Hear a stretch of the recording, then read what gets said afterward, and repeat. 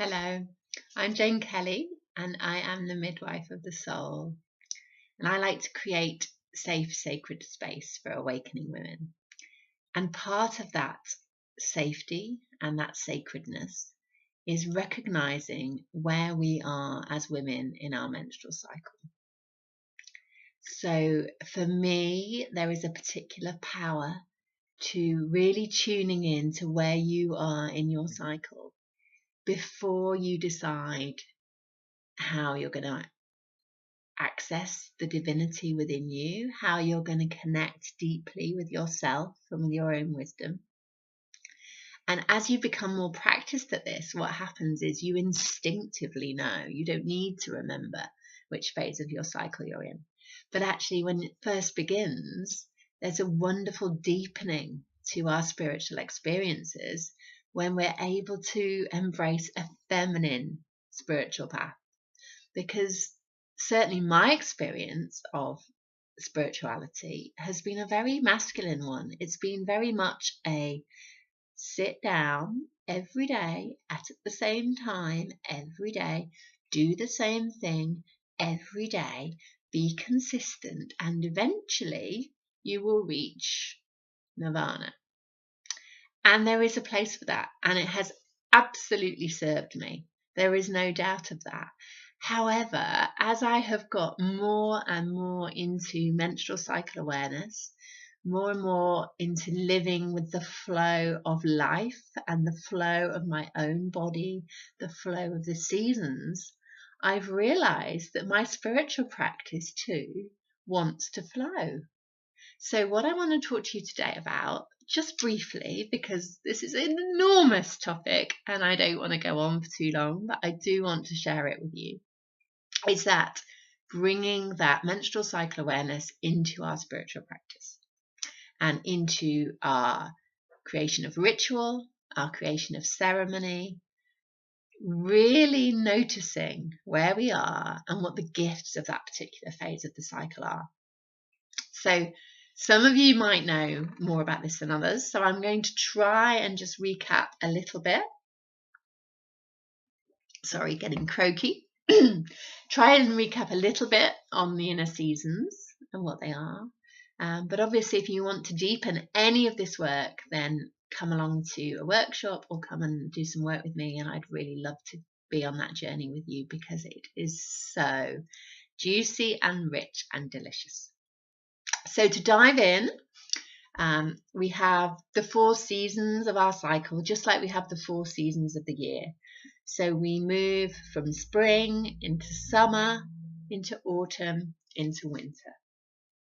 And we constantly move through those cycles. And actually, I believe we move through those in our lives regardless of whether we're bleeding, regardless of where we are, whether we're in perimenopause or menopausal, postmenopausal. I believe everybody is going through these cycles. So it's important to recognize them and honor them. So in spring, we have this upsurge of energy. It's the maiden aspect of the goddess. So this is a woman unto herself. This isn't some little girl. This is a powerful woman unto herself. So the huntress is one of the archetypes. So she's strong, she's independent, she has this youthful energy, this vigor, this excitement about being in the world. But it's still just beginning. The shoots are just coming. So at this time in your cycle, if you're anything like me, you probably find it quite hard to sit still and meditate and clear your mind, or 25 minutes, or whatever my old practice used to be. So I would suggest playing with this. You know, the maiden has a playful energy about her. She's youthful. You are youthful at this point. You've been renewed and refreshed during your bleed, and you're bursting forth with spring-like energy. So your spiritual practice can allow that. It can really celebrate that. So if you want to move, put some music on and just allow your body to express and move and dance, or do some yoga or Tai Chi, whatever you love to do, whatever your body loves to do. And use that to tune into this aspect of the goddess. And this aspect of the goddess, certainly for me, is full of ideas. She's absolutely ripe with ideas. So just like in the spring, there's all these shoots bursting forth, but they're not yet flowering. They're just beginning.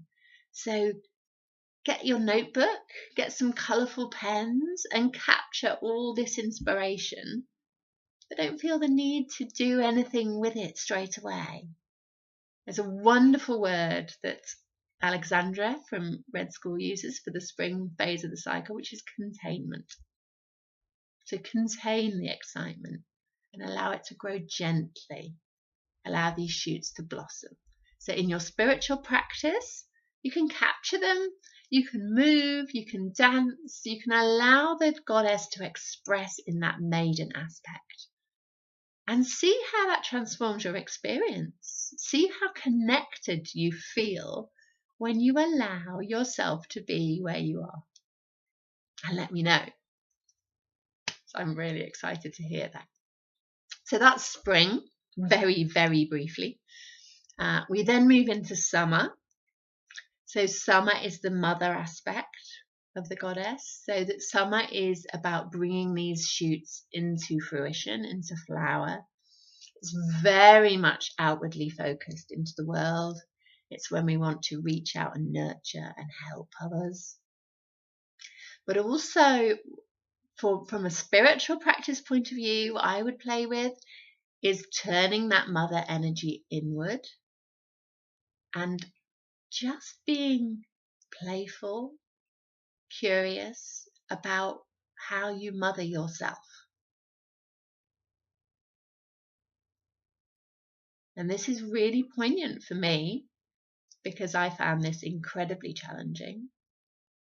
It's something I'm still working through, but it's a very powerful practice. So in this mother phase, we have this ability to truly hold the parts of us that are struggling, the parts of us that are afraid or resistant, the inner child. So your practice might look like creating sacred space and then inviting in any aspects of you who are feeling uncomfortable or afraid, and letting the goddess love and your love that's pouring from you in this phase nurture them. You might want to journal and let them speak, and then allow yourself as the goddess, as the mother, to respond and hear her loving words. And that might be a very, very magical, transformative experience. So that's the mother, and that's a little recommendation for what you can do with the mother. We then move into autumn, and autumn is the enchantress energy. And I think it's fair to say that autumn is possibly one of the most challenging phases for women in our society, because it's when we wake up. Our energy levels are dropping, so we can't sustain this wonderful mother energy that the earth loves so much, that society likes us like that. It likes us supporting everybody and making the food and holding everybody else's stuff and able to just deal. We can deal with everything at that point.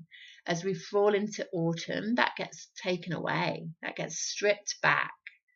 So it's the tide receding and showing what's underneath. So autumn is when we start to really be aware of where we're out of balance in our lives, maybe where we're overgiving. It can bring up real fury about the world, about how we want the world to be. And energetically, it tends to come in bursts. So we might have a burst of really quite manic energy. It's a great time to have a really good clear out of your house. And then we might have a really low moment of energy. So in autumn, I would very much urge you within your practice to tune in to where you are in that bumpy ride, because it's quite a bumpy ride sometimes, autumn, certainly for me, and to go with it. So if you're in one of those frenetic, and the other thing that happens is the inner critic. The inner critic can go wild in autumn, and it can really beat you up, and it can beat everybody else up too. It can be hugely critical. Husbands are cowering in the cupboards in autumn. So your practice might include sitting with a journal and letting the inner critic rant, because she has truth for you. Don't push her away. She may feel like she's a damaging voice, that she's putting you down, but there is always, always, always gold in what the inner critic has to say. And this is the perfect time to let her go, let her roll, let her rant and rage. And you may find you start getting clues to your calling, to what you're here to do in the world, to who you're here to serve, to what you need to change. You may find clues to what's out of balance in your life. So use your spiritual practice as a container for what's coming up in this phase of the cycle. Use it to acknowledge that your energy is declining, but to allow this real creative force to come through you, and watch the magic unfold. So that's autumn. And then we travel right down into the lowest ebb of the cycle. Excuse me. Which is winter, which is our bleed time, which is stillness, hibernation. If we look around us in the middle of winter, there's that real stillness. Everything's resting. Everything is being refreshed and renewed invisibly deep underground, ready for the spring. But in that moment, there is deep stillness.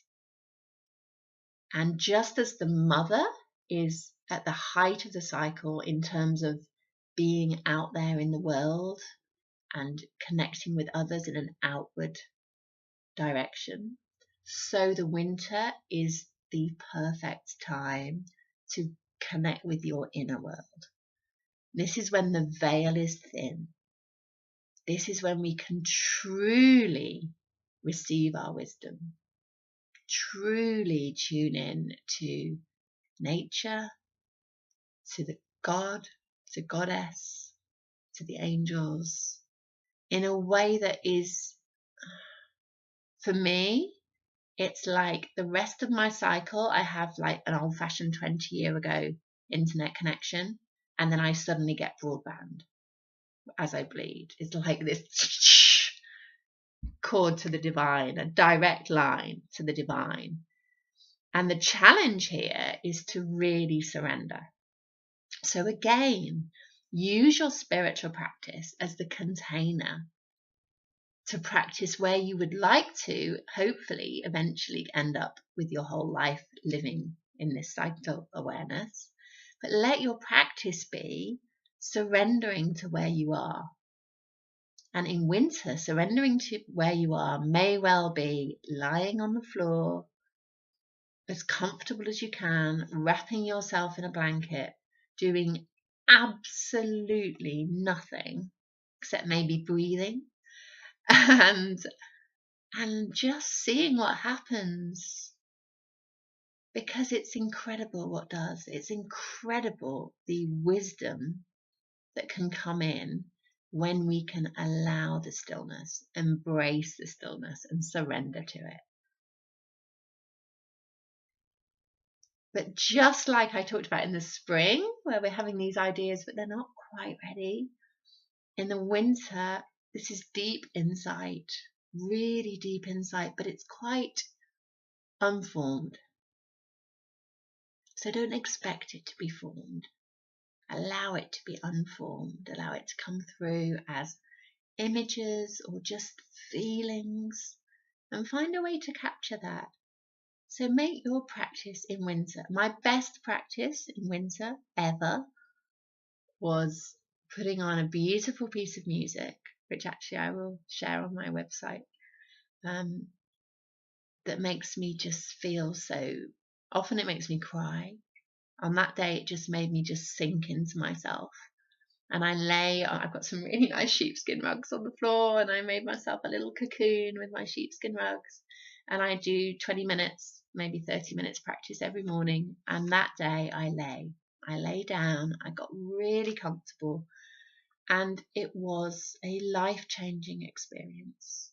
And it continues to be. Every month now, I'm really looking forward to my spiritual practice as I bleed, because it's the fast track to divinity. It's the fast track to connection, to calling, with no effort. There has to be no effort or it doesn't come. It's through surrender.